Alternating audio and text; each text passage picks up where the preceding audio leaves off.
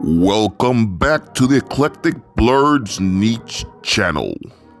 Ren from Free Ren Beyond Journey's End.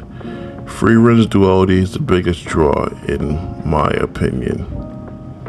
She's a potent and very remarkable mage, but she is quite vulnerable during her downtime. For example, she consistently falls victim to obviously disguised mimics.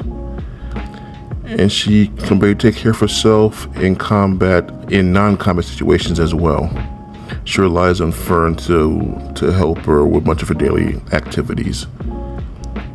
She also reminds me of a more grounded version of Lena Inverse as well, due to obvious reasons that old anime heads and recent Slayer fans would know.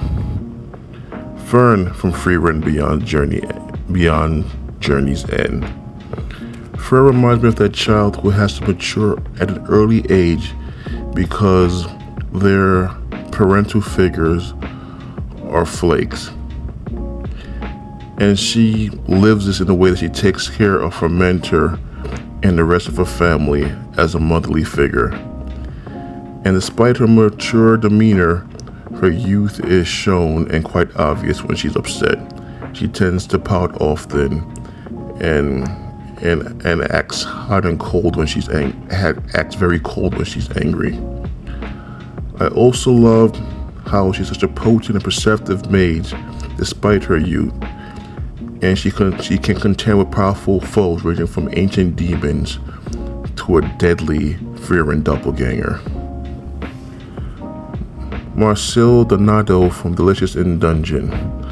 I love how over the top Marcel can be in her interactions with her party and in combat scenarios, especially how she uses extravagant and potent spells to accomplish simple tasks, like when she ended up blinding herself and Izumi, her casual companion, by casting Flash at a very close range, or dispelling a ghost near Laos with an explosive spell, or when she used an explosive spell to stop the blade fish, but ended up attracting the even deadlier Kraken.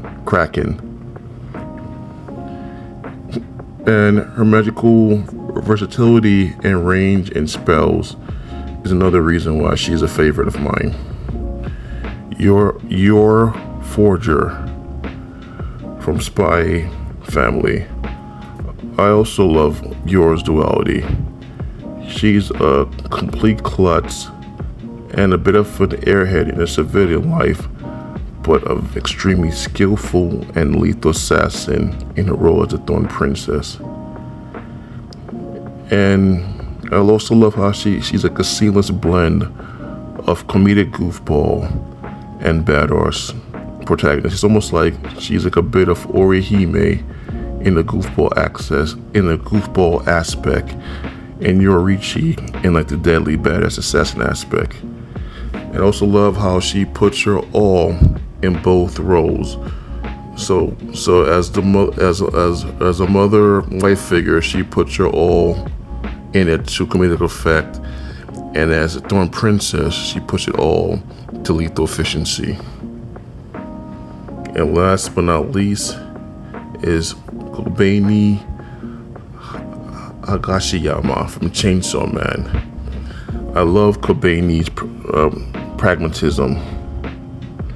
She possesses common sense that most folks in horror scenarios lack.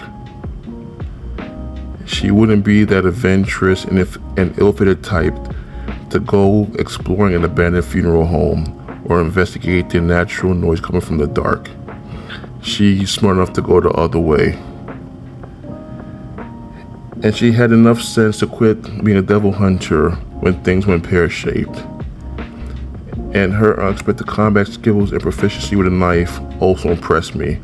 I never expected her to demonstrate the ability to save herself as well as an incapacitated Denji in a combat situation.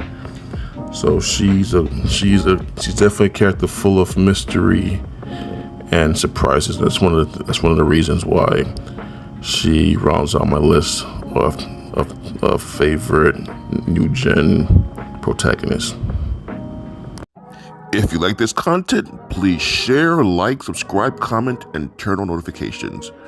And if you're a returning viewer, thank you so much for your continued support. Until next time, stay geeky.